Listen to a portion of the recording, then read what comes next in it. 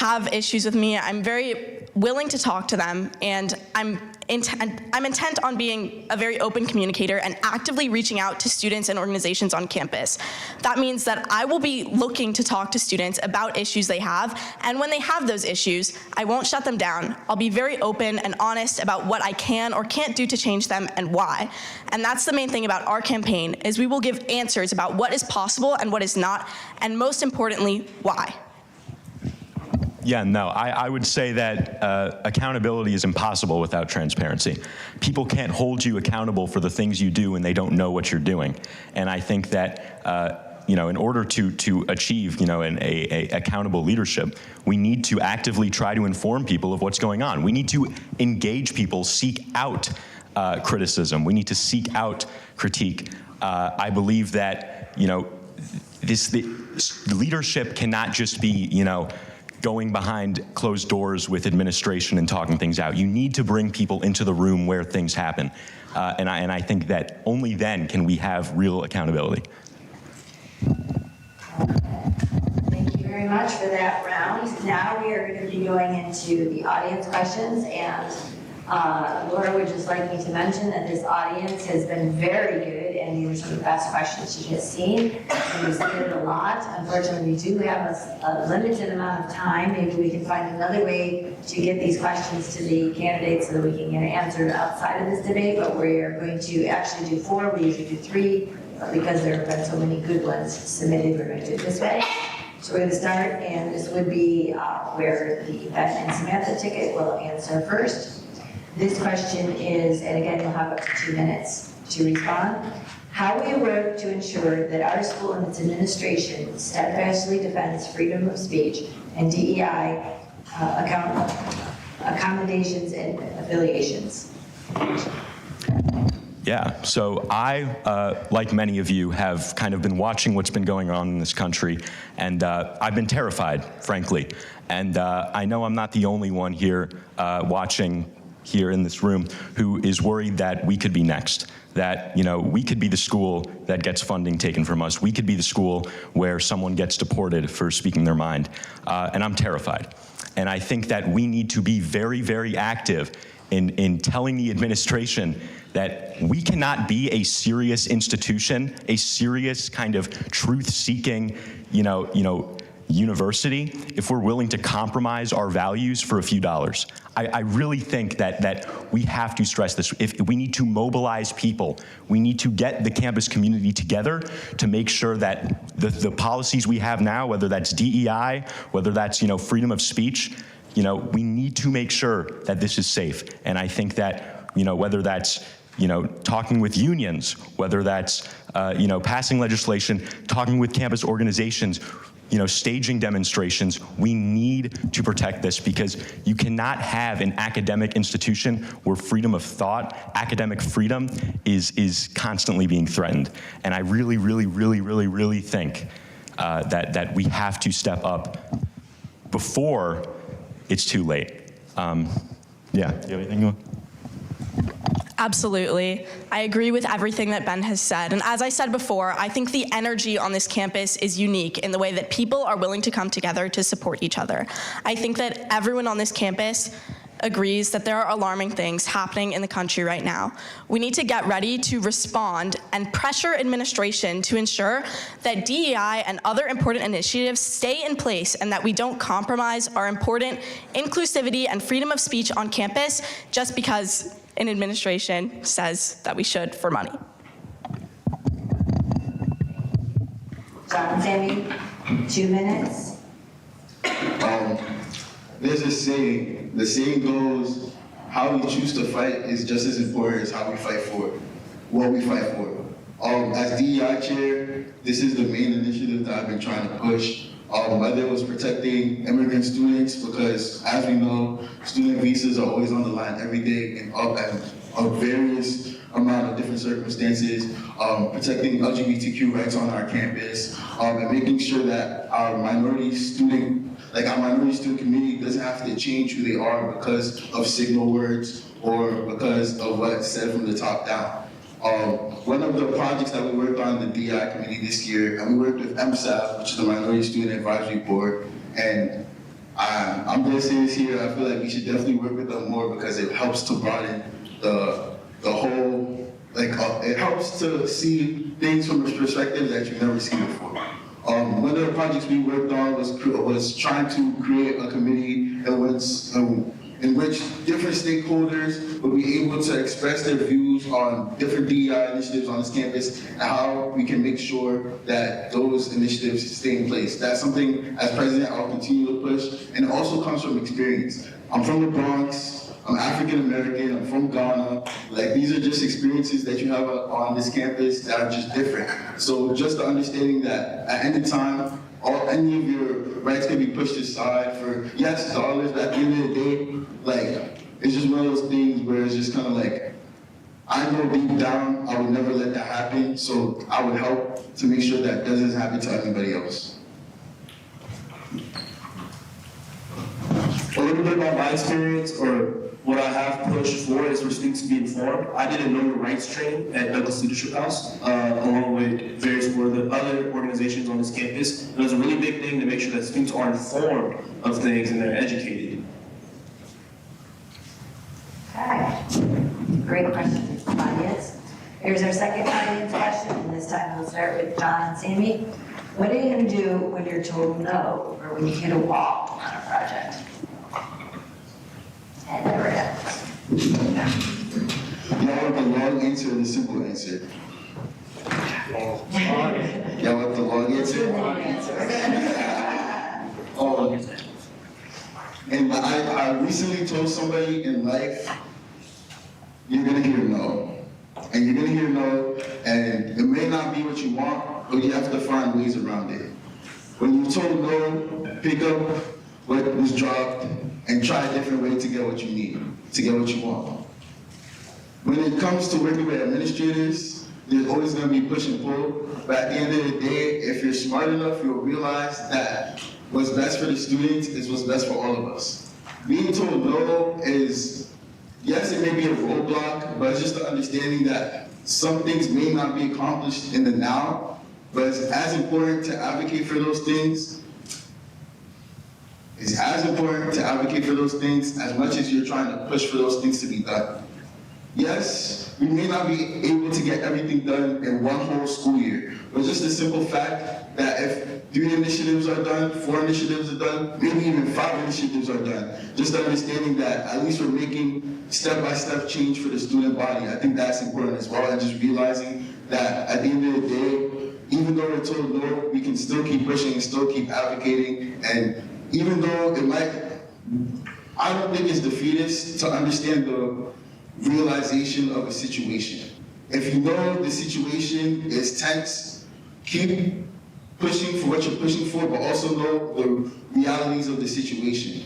So just being real and being genuine and keep advocating even when you're told no is the best way to move forward. I think that this also adds on to our motto, not just promises, but progress. We promise you that we will make progress on every initiative that we have. And Samantha, do you want to answer how you react to a no or hit a wall on a project or initiative?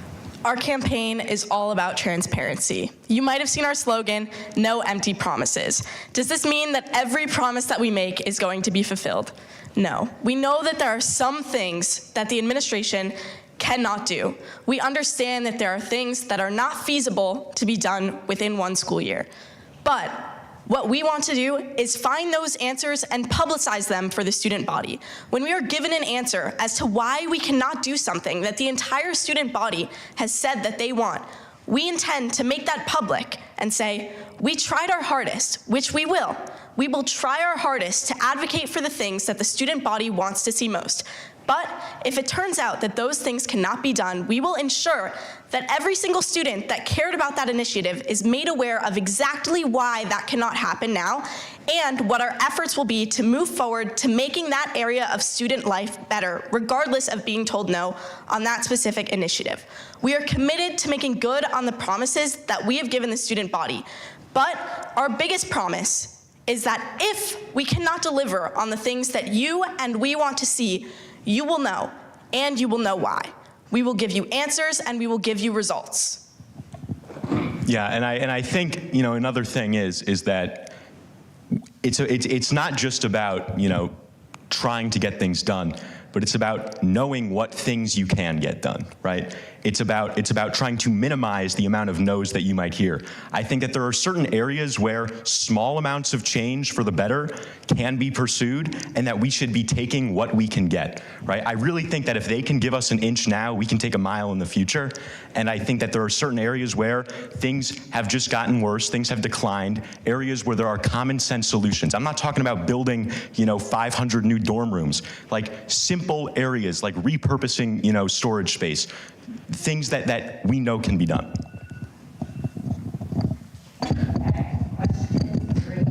Starting with Samantha and Ben, how will you adapt and work with the rest of the Senate?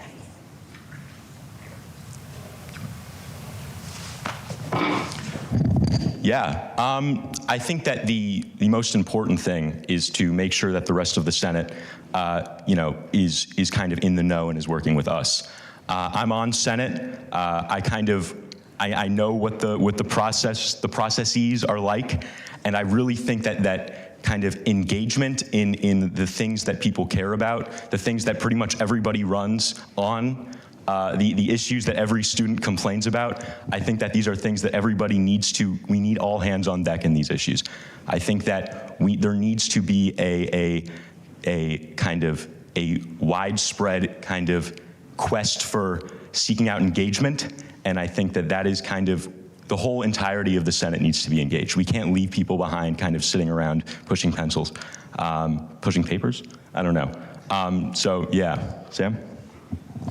Being on Senate can feel defeating. You can work on a project for months and months and months, talking to different people in different areas of campus, just to be told, sorry, we might do it next year, year after year after year.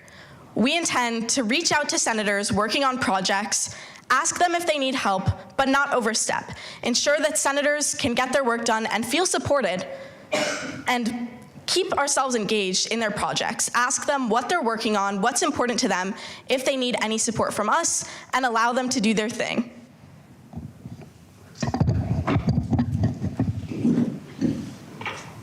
For me, I think it's important to work with people that are also willing to put in the work as much as you put in that work yourself.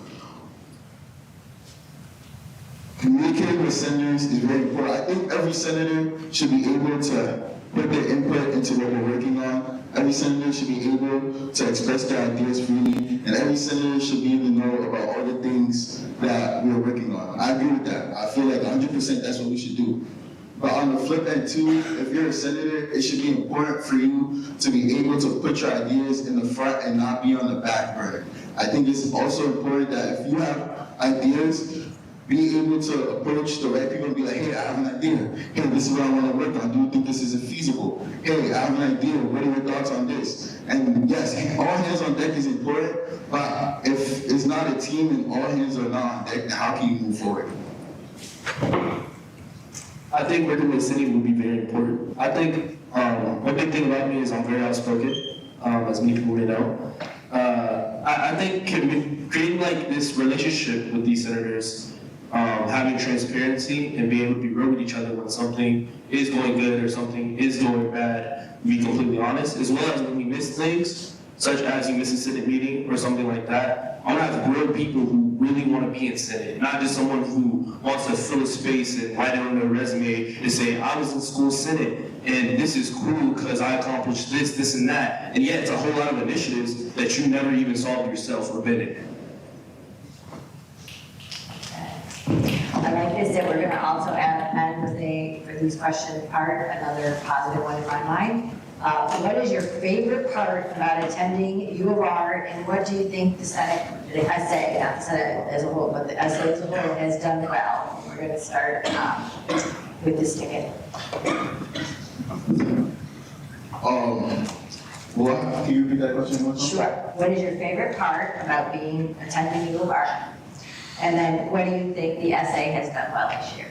My favorite part about being at U of R is just all the, and this might be a little corny for those that know, I'm hosting the cultural fair tomorrow, 3:30 to 5 p.m. in Feldman Ballroom. but just the diverse cultures and people on this campus. I feel like every day I run into someone new and being able to participate in all the different things. A highlight for me, just to short up time, one weekend I hosted an event on Friday, I hosted our Success Symposium on Saturday, and then I performed as a student performer in Africanta on Sunday.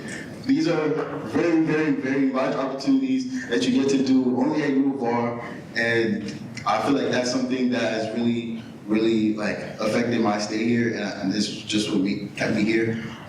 One thing I feel like SA has done good this year, for me, honestly, it's just working as a team.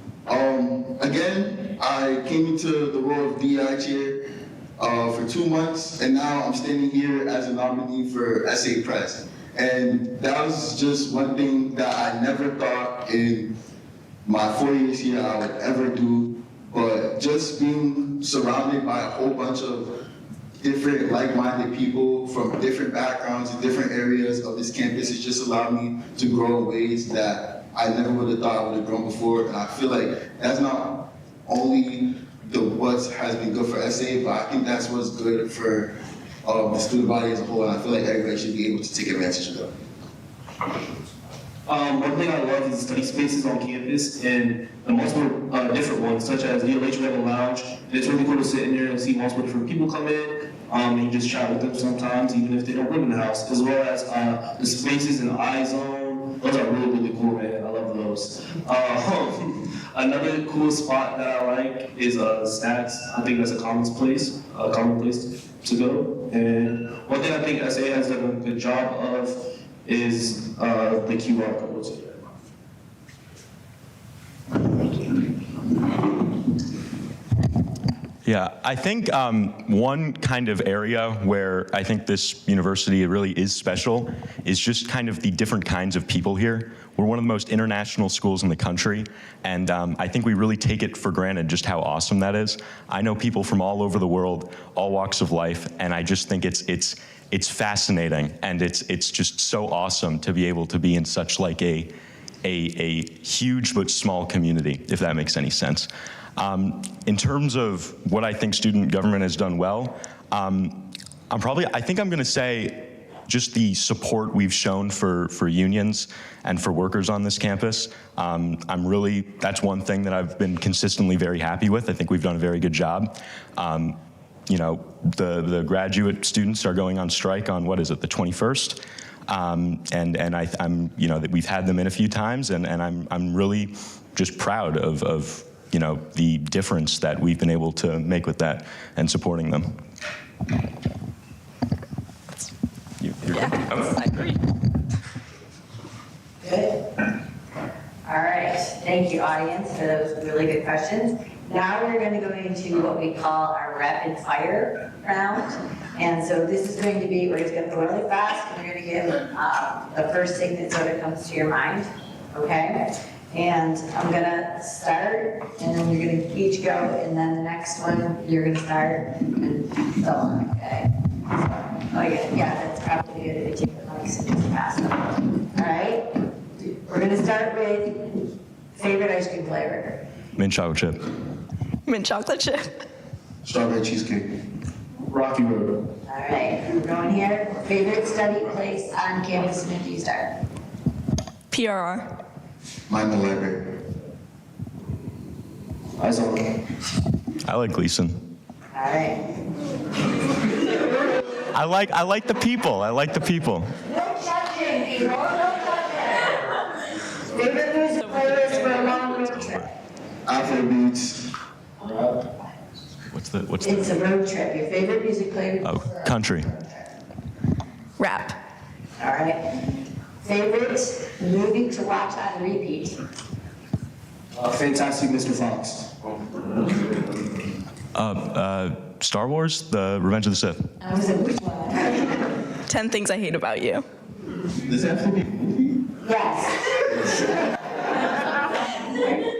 I'm forced to watch shows all the time, so I don't really watch movies. All right. I'll shut that. Okay, so All right. Favorite U of R giveaway that you have received? And we started with So you're back. I like the blanket. I got a blanket a while ago. It's cozy. The blanket. Pretty good shit, actually. I'd probably say the pencil box. Where's that from? What is that? That's like the, yeah, there's like. Oh, I can steal that one. All right. Favorite campus tradition? Did you get to start once? Did I do it? Yeah. So whatever. Go ahead, Tim. Hopefully you know them. I'm not gonna quiz. I really enjoyed during orientation week when we all had the little candles and we were all yes, candlelight ceremony, and everyone was throwing them in the air, which I don't think that's a tradition, but that was fun. And John. D-Day. I definitely saw D-Day as well. no, I like the candles. Someone did throw one at my head, but it was okay. Audience, shout out your favorite Rochester tradition. D-Day! Which is a part of Spring Fest, which is the actual tradition of our community. If you know, then you know. I haven't experienced it yet. All right, so at this point, I would like to ask the audience to give a round of applause for.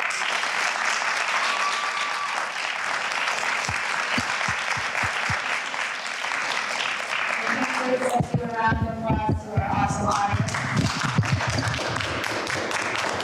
Honestly, I'm very grateful for the tenor of this debate. This is the kind of debate that we like to have, where we really touch on the issues, where the candidates can really hopefully give you a chance to get to know them a little bit more as individuals and where they stand.